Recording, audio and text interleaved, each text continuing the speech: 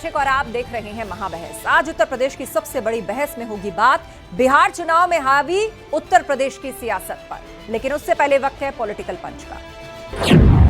बहनों और भाइयों, ये बिहार के चुनाव में ये विकास की बात नहीं कर रहे हैं। इनको विकास नहीं चाहिए, इनको बुर्का चाहिए। फर्जी वोट डलवाएंगे लेकिन चेहरा नहीं दिखवाएंगे। और इसीलिए तो ये चाहते हैं कि ईवीएम मशीन न रहे। ये चाहते हैं कैसे पहले मतदाता पत्रों की चोरी करके, जबरदस्ती छिनैती करके, डकैती डाल करके ये लोग जबरदस्ती मतदान करके एक गरीब के हक पर डकैती डालते थे। आज भी आरजेडी कांग्रेस उसी अपने कालखंड की ओर ले जाने का कुत्सित प्रयास कर रही है।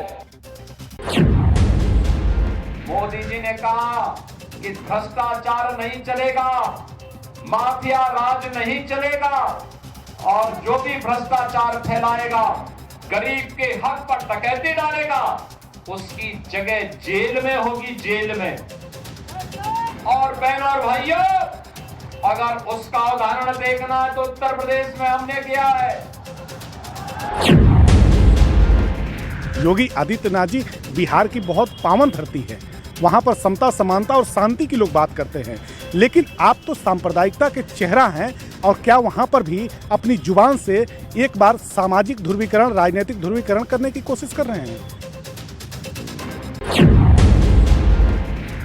इन्हीं की विधानसभा में एक माफिया था, दुर्दांत माफिया था। उसके बंगले को हमने खाली करवाया और फिर बुलडोजर चलवाया। फिर उस वहां पर गरीबों के लिए आवास बनाए, हाई राइज बिल्डिंग बनवाई और गरीबों को फ्री एक एक आवास उपलब्ध करवा दिया। बहनों और भाइयों, माफिया के खिलाफ, गुंडागिर्दी के खिलाफ, देशद्रोही तत्वों के खिलाफ, अराजकता फैलाने वाले तत्वों के खिलाफ अगर कोई लड़ पाएगा तो डबल इंजन की एनडीए सरकार ही लड़ पाएगी, एनडीए का कार्यकर्ता ही लड़ पाएगा। जो वहाँ प्रभारी बनाए गए धर्मेंद्र प्रधान जी से भी बात हुई, माननीय केशव मौर्य जी से भी बात हुई। कुल मिला जुला करके जब उन लोगों ने सूची जारी कर दी, तब हमको लगा कि अब हमको चुनाव लड़ना चाहिए। तो वहाँ के नेताओं से बात की तो वहाँ के नेताओं ने, समर्थकों ने ये कहा कि साहब, हम लोग अकेले चुनाव जब तक लड़ करके अपनी वोट को इकट्ठा नहीं करेंगे, तब तक कोई हम लोगों की इज्जत नहीं करेगा।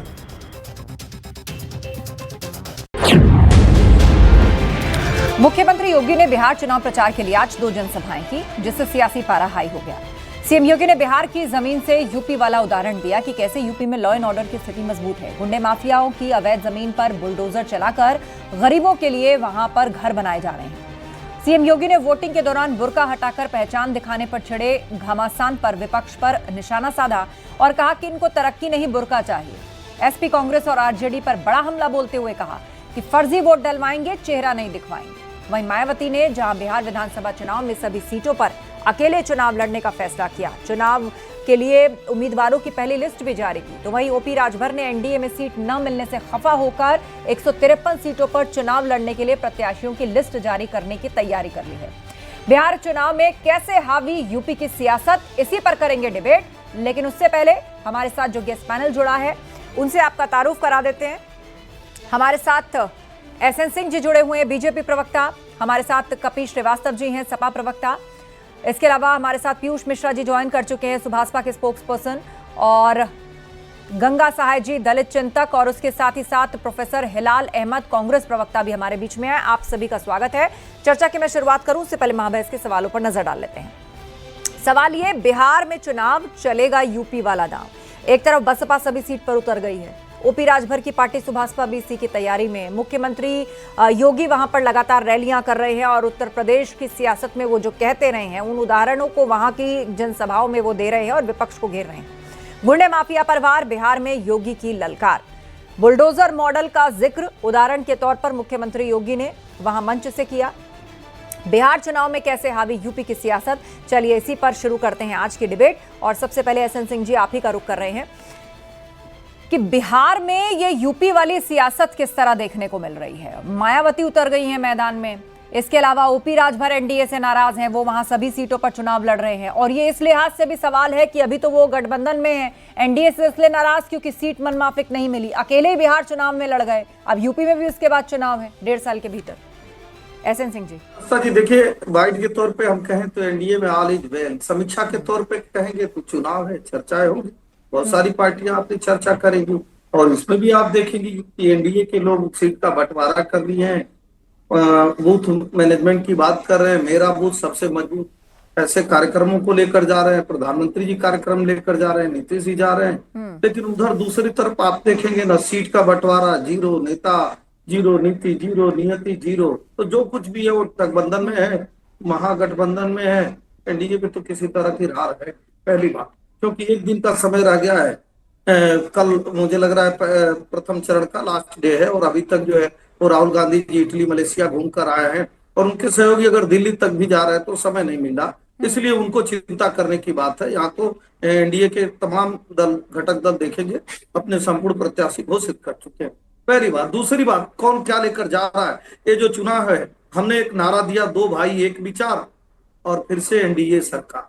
हम मेट्रो मखाना लखपति दीदी के साथ जा रहे हैं, हम 40 लाख पक्के मकान के साथ जा रहे हैं, 87 लाख किसानों की सम्मान निधि के साथ जा रहे हैं, 1 करोड़ 60 लाख हर घर जल योजना के जा रहे हैं, और 10 वर्ष में 9.5 लाख करोड़ बिहार के विकास योजनाओं के साथ जा रहे हैं। हम इस बात को भी लेकर जा रहे हैं कि अपराधियों की कैसी सरकारें थी। ठीक है, इसी पर ही मेरा अगला सवाल है। कपिश श्रीवास्तव जी हमारे बीच में, सपा के प्रवक्ता। कपिश जी, मुख्यमंत्री योगी आदित्यनाथ की रैलियां शुरू हो गई है बिहार के अंदर, और वहां पर उन्होंने बुलडोजर मॉडल का जिक्र किया, उन्होंने माफियाओं का जिक्र किया, यूपी के लॉ एंड ऑर्डर का जिक्र किया, और जो सबसे बड़ा प्रहार किया वो ये कि हम तरक्की चाहते हैं लेकिन विपक्ष बुर्का चाहता है। देखिए, बहुत स्पष्ट सी बात है कि योगी आदित्यनाथ, मुझे लग रहा है कि वो बिहार में मुख्यमंत्री बनने जा रहे हैं और यहाँ उत्तर प्रदेश में इस्तीफा देने जा रहे हैं, क्योंकि जो 20 साल से उनकी और जनता दल यू की सरकार चल रही है, उसकी तो उन्होंने कोई तारीफ ही नहीं की। अपने मुंह तुम आपन करनी और बार अनेक बार बहुबरनी। और अगर उत्तर प्रदेश को आपने इतनी ऊंचाइयों पे, इतनी बुलंदगी पे पहुंचा दिया है, तो मैं तो पूछ रहा हूं, एक ऐसा हॉस्पिटल बता दो जो आपने अपने पिछले 8 वर्षों के अंदर इस उत्तर प्रदेश में कायम किया हो, जो उत्तर प्रदेश नहीं भारत में, कम से कम विश्व में नहीं तो भारत में कम से कम अपना परचम लहरा रहा हो। दूसरा, आप कोई शिक्षालय ऐसा बनाए हो, कोई IIT MMR टाइप आपने कोई कॉलेजेस बना लिए हो, तो वो लकीर के फकीर हैं। यहां सबको मालूम है कि पतोन्मुख सरकार है, और NCRB के आंकड़े तक 2023 के बाद जारी नहीं कर पा रहे हैं, और जो पहले जारी है वो पहले से कहीं ज्यादा महिलाओं के विरुद्ध होने वाले अपराध में उत्तर प्रदेश नंबर 1 है, हत्या में नंबर 1 है। तो ये सारी चीजें योगी आदित्यनाथ को स्वयं देखनी चाहिए। खैर, वो तो अपनी तारीफ वहां कर रहे हैं, और वहां पे इन्होंने कोई बिहार सरकार की तारीफ नहीं की, लेकिन कुछ हम कर दे रहे हैं इस वजह से कि देखिए, कितनी अच्छी बात है कि बिहार में जो है वो शराब चूहे पी रहे हैं, और 7-8 पुल गिर गए, कई हजार करोड़ के जो इन्होंने बनाए थे चूहे गिरा दिए, रोड खोद डाल रहे हैं चूहे, और ये सरकार कहती है कि हमने बहुत विकास कर दिया। सरकार रोजों को रोजगार नहीं दे पा रही। जीएसटी कलेक्शन इस बार एक counter comment SN Singh ji से लेते हैं, उसके बाद मैं कांग्रेस पार्टी का रुख करती हूं। एसएन सिंह जी, हाँ 10 सेकंड। नहीं देखिए, दरअसल क्या होता है, नेचर सिग्नेचर चेंज होता नहीं है। कपिल श्रीवास्तव जी बताने का कार्य कर रहे थे कि हमारी कोई हैसियत नहीं, कोई जमीन नहीं, कोई कार्यकर्ता नहीं, कोई कार्यक्रम नहीं, कोई योजना नहीं, तो हम किस मुंह से जाएंगे और वहां पर क्या बताएंगे। और शायद लगता है कि जो है आंख के अंधे नाम लें, इसलिए कहा जाता है कान से सुने नहीं। उन्होंने विकास की हजारों योजनाएं गिनाई कि हमारे प्रधानमंत्री जी, डबल इंजन की सरकार, एनडीए की सरकार आज नीतीश जी के नेतृत्व में इसलिए बनने जा रही है कि वहाँ विकास की बहार है, वहाँ उज्ज्वला योजना है, वहाँ किसान सम्मान निधि है, वहाँ गरीब कल्याण की योजना। दरअसल परिवार कल्याण वालों को ना गरीब कल्याण नहीं अच्छा लगता है। ये परिवार कल्याण वाले लोग हैं, इसीलिए पूछा जा रहा है आज योगी जी ने पूछा भाई 950 करोड़ का चारा घोटाला हुआ था कि नहीं? आज योगी जी ने पूछा 750 करोड़ का आईआरसीटीसी घोटाला हुआ था कि नहीं? आज योगी जी ने पूछा 800 करोड़ की बेनामी संपत्ति है कि नहीं? तो जानते हैं हाहाकार क्यों मच गया? ठीक है, मैं आपको फिलहाल रोकना चाहूंगी, आगे फिर लौटेंगे हम आपके पास। कपिल जी, एसएन सिंह जी, आप दोनों शांत हो जाइए। कांग्रेस पार्टी से हमारे साथ प्रोफेसर हिलाल अहमद है, उनका रुख करते हैं। प्रोफेसर हिलाल, मुख्यमंत्री योगी आदित्यनाथ का ये कहना कि हम तरक्की पसंद है लेकिन विपक्ष बुर्का पसंद है। आस्था जी, इसमें कोई हैरानगी की बात नहीं है। अक्सर बड़ा अफसोस लगता है कि जब हमारे मुख्यमंत्री कहीं जा करके बोलते हैं तो वो हमेशा ठोक दो, जमीन के नीचे, आसमान के ऊपर, और क्या नाम है, बुलडोजर चला दो, बुर्का, मस्जिद, मंदिर, इसके अलावा वो कभी कुछ नहीं बोलते हैं। उनको लगता है कि देश की और प्रदेश की जनता जो है वो सिर्फ इसी नाम से उनको वोट देती रहेगी और उनको कोई काम करने की आवश्यकता नहीं है। ये उनकी बहुत बड़ी गलतफहमी है, ये उनका भ्रम है। आज की तारीख में जिस तरह से बेरोजगारी छाई हुई है, जिस तरह से बिहार के अंदर भ्रष्टाचार है, जिसके अंदर सम्राट चौधरी जो है वो उसके ऊपर तो जो मतलब जो आक्षेप लगे हुए, जिस प्रकार का उनका कारनामे वो हम लोग सुन रहे हैं और देख रहे हैं। तो इस अब देखिए, आप बौखला क्यों रहे हैं? आप क्यों बौखला रहे हैं? हमारे भारतीय जनता पार्टी के मित्र इतना जल्दी जल्दी बौखलाने लग जाते हैं कि बहुत हैरानगी होती है। अच्छा, ठीक है, नहीं, ठीक है, बोले दीजिए। और योजना बता रही है ऐसे कैसे होगा? फिर तो एसएन फिर सिंह जी, चिल्लाहट होगी, उनकी बात एक बार आने दीजिए। बोलिए प्रोफेसर हिलाल जी। फिर तो चिखम चिल्ला होगी, हम कहाँ बात तो होगी नहीं। देखिए, तो पूछ रहे हैं भारतीय जनता पार्टी अपना ये बता दे कि उनका कौन मुख्यमंत्री है। नीतीश कुमार जी को तो मुख्यमंत्री तक घोषित नहीं कर रहे हैं। आज की तारीख में एनडीए के अंदर इतनी जूतम पैजान बनी हुई है कि रामविलास पासवान के पुत्र मलेशिया जो ये कह रहे हैं कि लोगों को अपने पुत्र नजर आते हैं, तो रामविलास पासवान के पुत्र चिराग पासवान जी जो हैं वही अपने आप में जो है उन्होंने 2 सीटें और लेकर के वहां के ऊपर जाकर के अपने नामांकन कर दिया है। उसको लेकर के जेडीयू आपसे नाराज बैठी हुई है। आपके ऊपर भ्रष्टाचार के इतने आरोप है कि कोई इंतहा नहीं है। आप जो आपने जो 10 सेकंड एसएन सिंह जी, फिर मैं पीयूष मिश्रा जी का रुख पिछले 20 साल से आखिरी नंबर पे आज की भी तारीख में प्रति व्यक्ति ठीक है। हिलाल जी, अब इस पर एक बार जवाब लेते हैं। एसएन सिंह जी, जल्दी कंक्लूड करिए। प्रोफेसर हिलाल जी, अब एक बार उनकी बात सुन लेते हैं। वो और प्रवक्ता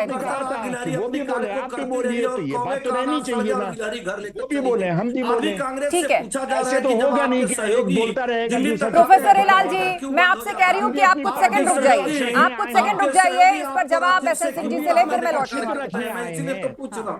ऐसा तो है नहीं कि हम अपना पक्ष नहीं रखेंगे। नहीं, आप पक्ष रख रहे हैं, आगे भी रखेंगे। आप एक बार सब लोग अपने बात पूरी कर लेना। जो कोई भी बात करेगा उसके बाद भारतीय जनता पार्टी जवाब देगी। ठीक है, आप जो है वो बुरी तरह हार रहे हैं, क्यों परेशान हैं आप? चलिए, रुक करते हैं सुभाषपा का। पीयूष मिश्रा जी हमारे बीच में, एसएन सिंह जी और प्रोफेसर हिलाल, आप दोनों शांत हो जाइए, मैं फिर लौटूंगी आपके पास। पीयूष मिश्रा जी, खबर है कि एनडीए से नाराज हैं ओपी राजभर, इतने नाराज कि बिहार में सभी सीटों पर चुनाव लड़ने की तैयारी हो रही है। अभी तो यूपी चुनाव 1.5 साल दूर है। देखिए, सबसे पहले तो आपको स्पष्ट कर दूं कि 153 सीटें बिहार विधानसभा में सुहेलदेव भारतीय समाज पार्टी और हमारे राष्ट्रीय अध्यक्ष जी ने चिन्हित करी थी। उस पर 29 सीटों की सूची, जहां पे हमारे प्रखंड स्तर से, ब्लॉक स्तर से, विधानसभा स्तर से, लोकसभा स्तर से जो हमारी कमेटी मजबूत थी, उसकी सूची हमने एनडीए के शीर्ष नेतृत्व को प्रदान करी थी। लेकिन या तो आप कहें कि बिहार के जो नेता लोग हैं उनकी दिक्कतें थी, या शीर्ष नेतृत्व को उन्होंने क्या कान भरा, ये भी उनकी नहीं मिली। मतलब आपको नहीं, सुनिए आप, लास्ट ईयर 4 विधानसभा 2024 में 4 विधानसभा पे बाई इलेक्शन हुए। रामगढ़ और तरारी सीट ऐसी सीट थी जिसपे सुभाषपा के प्रत्याशियों ने नामांकन किया। बकायदा दिलीप जायसवाल, प्रदेश अध्यक्ष वर्तमान भाजपा बिहार, और तावड़े जी जो वहां के आजकल देख रेख करते हैं, उन्होंने बकायदा फोन करके हमारे राष्ट्रीय अध्यक्ष माननीय ओम प्रकाश राजभर जी को दिल्ली बुलाया और कहा कि 2025 में विधानसभा चुनाव है, उसके मद्देनजर हम आपको अभी नहीं एक्सेप्ट कर पा रहे हैं, आपको हम 25 में करेंगे और निगम में आपको अच्छी सहभागिता देंगे। सब कुछ हुआ, 25 की बात आ गई। हमने अपने दोनों कैंडिडेटों का नामांकन था वो वापस करा लिया। ठीक है, उठा के इतिहास गूगल कर लीजिएगा, रामगढ़ और तरारी में मतलब आप ये इतनी कह बार रहे हैं भाजपा कि का कमल किया खिला गया है, वायदा कभी पूरा नहीं नहीं खिलता हुआ, था, माले का गढ़ हुआ करता किया था, गया पहली वायदा बार पूरा कमल नहीं हुआ, खिला। आप ये कहना चाह रहे हैं? बिल्कुल यही मैं कहना चाह रहा हूँ। हाँ, और तो देखिए अब क्या हमारे मन बनाया जितने भी पार्टी ने? कैंडिडेट, सही है ना कि आप बिहार में सभी सीटों पर लड़ रहे हैं, उम्मीदवार उतार रहे हैं, सही है ये बात? नहीं, आस्था जी मैं आपको एक चीज और बताता देखिए, हूँ। क्लैरिटी सब से बात लोग होनी सुनिए चाहिए ना, ना, अब बहस तभी मेरी तो बात आगे बढ़ेगी सुनिए। ना। नहीं, मैं मतलब 10 पैनल सेकंड में पे सभी प्रवक्ता हैं आपको इस वक्त, कंक्लूजन हाँ। दे दूंगा। सुनिए पहले बात, आपने सबसे सब कुछ पूछा, ठीक है, ये पूछा आपने कभी कि मैनिफेस्टो किन पार्टियों का जारी हुआ? किसी का भी अभी तक जारी नहीं हुआ, पूछ लीजिए। हमारी पार्टी का आज रात को जारी हो जाएगा, ये मैं कह रहा हूं क्योंकि मैं खुद ड्राफ्ट लेकिन आप कमेटी का ये सदस्य क्यों नहीं कह रहे कि आप सभी सुनिए तो सीटों पहले पे बात चुनाव तो लड़ सुनिए, रहे पूरी हो हैं, जाने दीजिए। ये भी तो हम बताइए किसी ना। को हराने जिताने के लिए नहीं गए हैं। हमारा जो जनाधार है रजवंशी का, राजभर का, रजवार का, उसको गिनती कराने के लिए गए हैं। हम 153 जनगणना, सीट पे जातिगत उत्तर जनगणना तो वैसे प्रदेश भी हो रही है देश के में, जो मतलब होगी सुनिए देश सुनिए में। सुनिए, अरे तो जनगणना तो उस समय तो आप तेजस्वी मुझे जी भी साथ एक में थे, लाइन में नीतीश इस कुमार पर के जवाब साथ। दीजिए पीयूष जी, सुभाषपा क्या सभी 153 सीटों पर बिहार में चुनाव लड़ रही है या नहीं? बिल्कुल 153 सीटों पर सुहेल जो भारतीय समाज पार्टी बिहार में चुनाव लड़ेगी। अब ठीक ये है। देखना और तय करना, और ये राजद फैसला को, आपने एनडीए जेडीयू से को- नाराजगी के चलते लिया, ये सही है? नहीं, यहाँ पे उत्तर प्रदेश में तो भाजपा के सीट जो कई नेता हैं उन्होंने तो बयान दिए कि हमारा गठबंधन खाली उत्तर प्रदेश में है, बिहार में तो है ही नहीं। और मैं आपको एक चीज बताता हूँ, आपने शायद अच्छा। इस बात को पॉइंट नहीं किया है। एक पार्टी 10 है सेकंड। रामदास अठावले जी की, हाँ, कभी उस पर ध्यान दीजिएगा। 2-3 सीटों पे उन्होंने भी अपने पार्टी के कैंडिडेट उतारे हैं, वो भी केंद्र में मंत्री हैं, वो भी एनडीए में सहयोगी हैं। वो उनकी रास्ता है, वो ये हमारी रास्ता अलग है। देखिए चलिए, हम तो अपना कार्य आपका कर रहे हैं, रास्ता हम अब अपने आगे कैंडिडेटों को अपनी कहाँ गिनती जाएगा? कराने सीधा के निकल अपना जाएगा दम हम भर कि रहे बाएं हैं। मुड़ जाएगा अब कि ये यू देखना टर्न लेकर किसी के और आएगा को आने है। वाले समय में? ये जी, फिलहाल किसी एक और बड़ी को देखना है अस्पष्ट कि सी उनका स्थिति जो फायदा है वो होता है, आपने नुकसान। बहुत सारे सवालों के साथ यहाँ पर छेड़ दी है। मैं लौटूंगी, प्रोफेसर गंगा साय हमारे साथ जुड़ गए हैं, दलित चिंतक, बीच में डिस्कनेक्ट हो गए थे। गंगा साय जी, बिहार का चुनावी मैदान जो है वो पूरी तरीके से तैयार है, यूपी स्टाइल की पॉलिटिक्स दिख रही है। यहाँ पे पिछड़े दलितों के जो नेता हैं, चाहे वो बसपा हो, वो चुनाव लड़ने को तैयार है, लड़ रही है, पहली लिस्ट भी आ गई है। सुभाषपा कंफर्म ही कर रही है कि सभी 153 सीटों पे वो वहां चुनाव लड़ रहे हैं। मुख्यमंत्री योगी आदित्यनाथ वहां पर रैली कर रहे हैं। आज का हमारा मुद्दा है, हाँ, उसमें योगी आदित्यनाथ का बयान और उनकी राजनीति वो आज के इस बातचीत के केंद्र में है। और मुझे लगता है कि ये योगी आदित्यनाथ को वहां उतारना उस हताशा और निराशा का परिचायक है कि अब एनडीए को लग गया है कि नहीं, वहां लेकिन पर बसपा और सुभाषपा का वहां चुनाव लड़ना, आप जानते हैं ना, बिहार में भी अग्रेसिव ओबीसी और पिछड़ों की पॉलिटिक्स होती है। वहां ऑलरेडी जेडीयू है, आरजेडी है, जीतन राम मांझी की पार्टी है, पासवान की 2 पार्टियां हैं। तो अब ऐसे में सुभाषपा और बहन जी वहां से अगर चुनावी मैदान में उतरेंगे तो फिर बिहार का सियासी समीकरण किस तरह बैठेगा?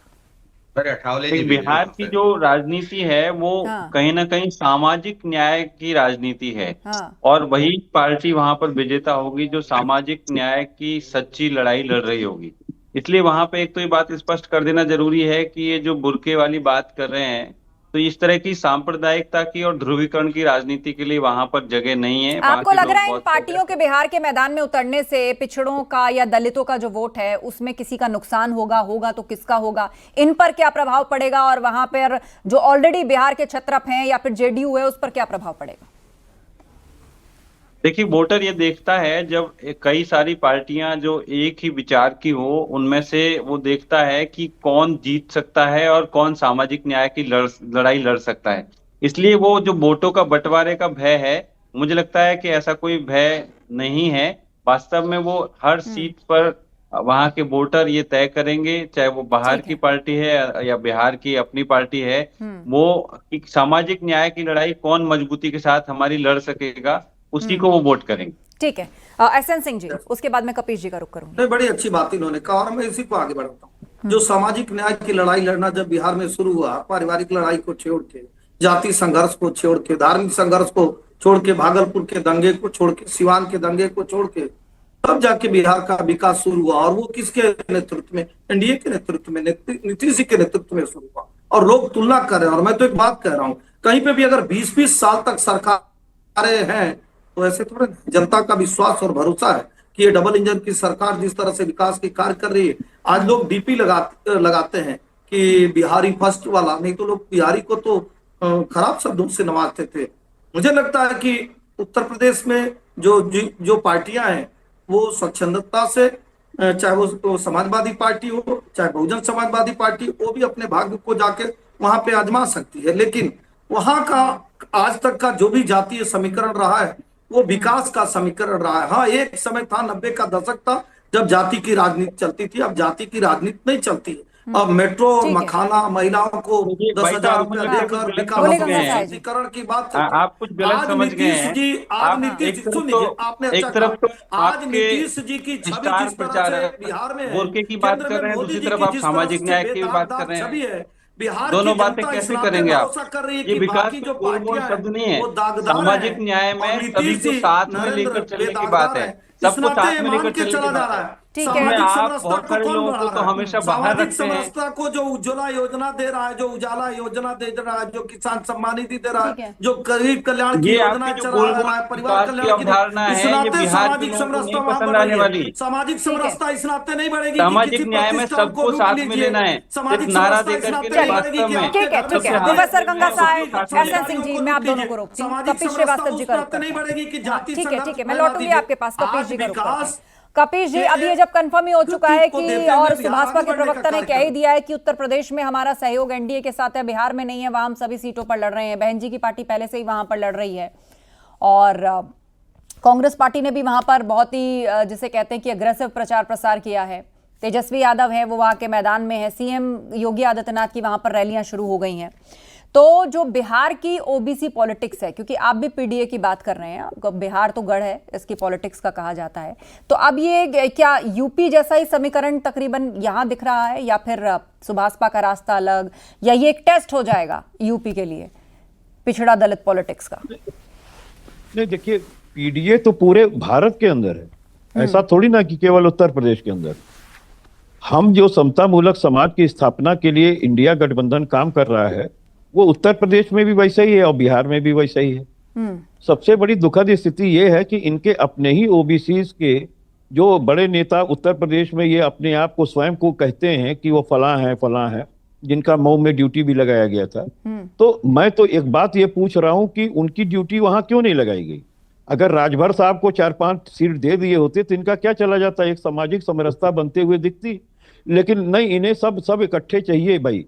और सम्राट चौधरी पे भ्रष्टाचार का इतने बड़े आरोप है, अशोक चौधरी पे इतने बड़े बड़े भ्रष्टाचार के आरोप है। ठीक है, आप बताइए कि जब गर्म करना होता नीतीश बाबू पे भ्रष्टाचार ये खोल करके रख देते हैं, और ये बताए नहीं कि जो 7-8 पुल ध्वस्त हुए थे वो कौन से चूहे गिराए थे, वो कैसे चूहे जो है वो शराब पी करके चले गए थे। तो ये सारी चीजें इनको बतानी चाहिए ना।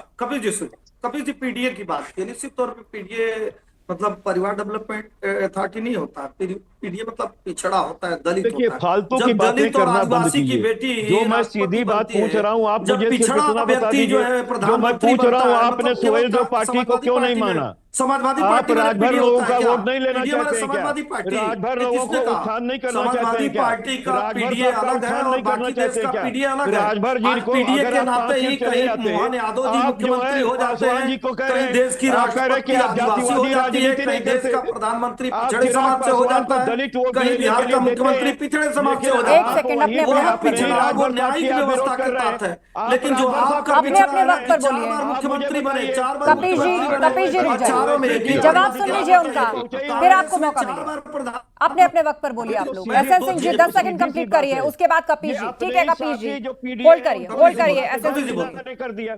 देखिए दरअसल कपिल श्रीवास्तव जी का जो पीडीए है ना, वो परिवार डेवलपमेंट अथॉरिटी है। नहीं तो इस समय पीडीए का न्यायिक व्यवस्था आप देखेंगे तो जो पिछड़े समाज से आने वाला प्रधानमंत्री, दलित समाज से आने वाला देश का राष्ट्रपति, पिछड़े समाज से आने वाले 6 राज्यों के मुख्यमंत्री और 24 जो है वो केंद्र में मंत्री है, ये पिछड़ा समाज कहा जाता है।